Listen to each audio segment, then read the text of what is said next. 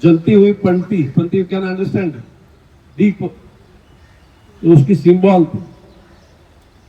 जमाने में जरूरत से भारतीय जनता पार्टी का, जनता जनसंघ का कन्वर्शन जनता पक्ष में हुआ। उस वक्त में देश में लोगों को न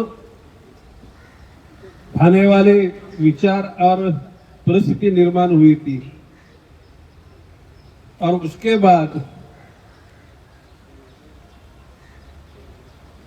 श्री मोरारजी देसाई जी के नेतृत्व में देश में फिर से नया कारोबार शुरू हुआ। कई कालखंड के बाद में उसमें मत भिन्नता हुई। बाद में भारतीय जनता पक्ष की स्थापना की गई। अभी जिस जनसंघ को उनके संस्थापक श्यामा प्रसाद मुखर्जी और दीनदयाल उपाध्याय, उन्होंने राष्ट्र की भावना लोगों में जताने का प्रयास किया, उसको चेतना दी। उनके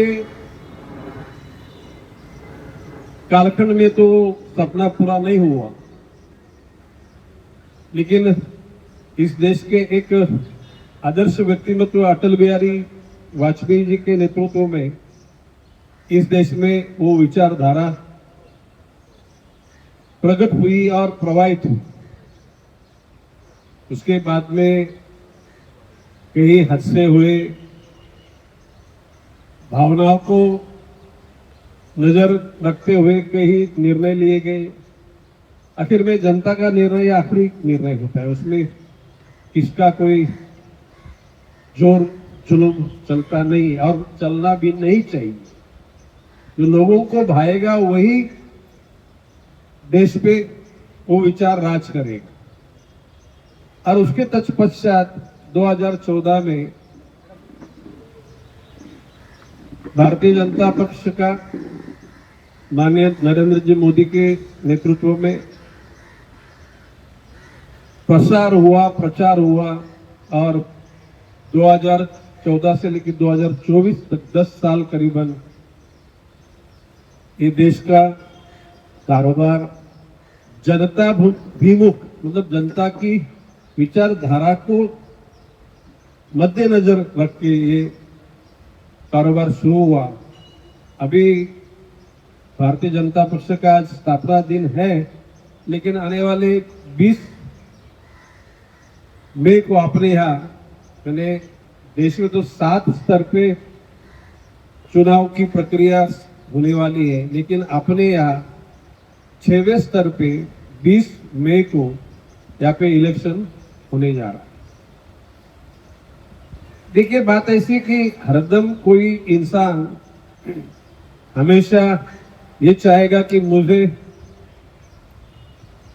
कुछ बिना कारण सम्मान दो, तो जनता इतनी बेवकूफ नहीं है कि बिना कारण किसको महत्व दे।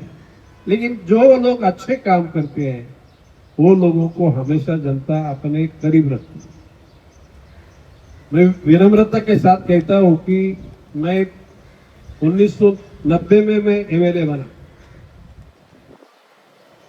1992 में इस शहर के महानगर पालिका की स्थापना हुई,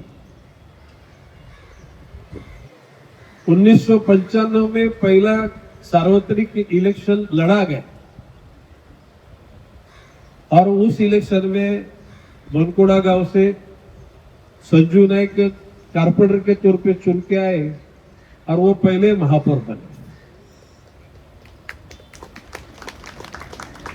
1995 से लेके 2020 तक, अभी 20 के कालखंड में इस कारपोरेशन की जो लोक प्रतिनिधि की सत्ता थी वो खत्म होगी। अभी ये 20 से लेके जो 4 साल बीत गए, ये प्रशासन के नेतृत्व में काम चालू है। लेकिन आपण कधी बहुत गहरे सोचेंगे तो मेरे नेतृत्व में 1995 से लेकर 2020 तक यानी 25 साल इस शहर के जनता ने मैंने जो चुना वो मेयर एक कैंडिडेट को मेयर बनाया। इसका क्रेडिट जाता है इस यहाँ के अलर्ट कॉशियस जनता, अपना भला किसमें है ये सोचने वाली जनता ही अच्छा वातावरण निर्माण करने के लिए कारण बनती है। उस वक्त में तो संजू नायक तो 1995 से 96 तक, बाद में 2000 से 2005 तक, मतलब संजू नायक का कालखंड 6 साल का मेयर के तौर पर। उसके बाद में 2010 से 2015 तक सागर नायक का, उस कालखंड में 2010 से 15 तक का कालखंड ये महिला वर्ग के लिए था, वरना संदीप नायक भी 5 साल महापौर बनता था। इस बीच में मेरे छोटे भाई तुकाराम नायक भी 1997 में नहीं 1999 में मेयर बने। तो टोटल मिला के नायक खानदान ने 11 और 12 साल मेयरशिप यहाँ पे इस शहर को दी है। बाद में 95 में मैं भी चुन के आया, मिनिस्टर बना। 2004 में फिर से मिनिस्टर बना, 2009 में मिनिस्टर बना। अभी मिनिस्टर ये 15 साल मिनिस्टर रहा तो सर में तो बंगला जरूरत का है ना, लेकिन हम बंगले में नहीं रहते, हम लोग कॉलोनी में रहते।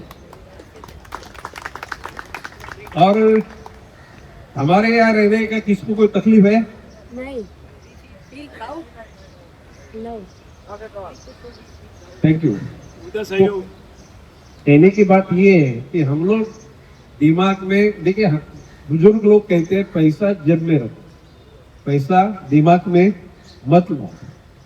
नायक परिवार के किसी भी सदस्य ने पैसे को दिमाग में नहीं लाए। हरदम देखिए, हम लोग प्रभु रामचंद्र की विचारधारा के साथ, छत्रपति शिवाजी महाराज की विचारधारा के साथ, डॉक्टर बाबा साहेब अम्बेडकर की विचारधारा के साथ हम चल के, इसमें हर इंसान को यहाँ जीने का अधिकार, वो कौन से भी धर्म से रहे, जात से रहे, भाषा से रहे, वर्ण से रहे, वर्ग से रहे, अपनी विचारधारा को लेते हुए घटना ने दिए हुए अधिकार के साथ, वही मैं बोलूंगा कि भाई डर के नहीं, निर्भयता के साथ। अपने कॉलोनी में कोई डर के इधर रहता है क्या? कोई बिल्कुल नहीं। ये कॉलोनी निर्भय कॉलोनी है। और लोग बोलते हैं कि जब हम कलश में रहते थे तो बोलते थे यार दादा आप लोग कौन गए यहाँ पे, आप रहते थे तो हमें ऐसा लगता था कि कवच है, कवच हमारे। अभी बालाजी गार्डन के लोगों को भी वो भावना महसूस होती है कि there is one sealed among all family people. तो ये देश में, मैं भारत की, महाराष्ट्र की बात नहीं करता, इस देश में ऐसा कौन सा राज्य, आप ऑनलाइन यदि आप यूट्यूब पे या जो भी इंफॉर्मेशन पाने वाले जो डिवाइसेस है उस पर आप टाइप करो कि एक शहर पे किसी 25 साल किसी नेता का विचारधारा का राज्य रहकर, किसी का राज्य नहीं, विचारधारा का राज्य। ये विचारधारा लिव एंड लेट लिव, जियो और जीने दो। और ये आगे की बात ये है कि हर इंसान को इस दुनिया से सायनारा ये जापानी वर्ड है, मतलब इस दुनिया से निकलना है। बचपना, जवानी, प्रौढ़त्व, ज्येष्ठत्व और बाद में इस दुनिया से निकलना है। तो अपने ऐसे कर्म करो कि लोग अपने को जिंदाबाद न बोले, लेकिन लोग अपने लिए मन में एक अच्छी अपने दिल में जगह रखे। भगवान की दया से तो जिस टाइम में मैं गार्जियन मिनिस्टर था, उस टाइम में संजू नायक एमपी थे, संदीप नायक एमएलए था और सागर नायक मेयर था। एक खानदान से 4 पोजीशन हिंदुस्तान में किसी एक परिवार को मिले एक ही टाइम में, ये भी आप सर्च करें। There is no any family. और ये नई मुंबई के सुजान जनता के विचारधारा का विजय है।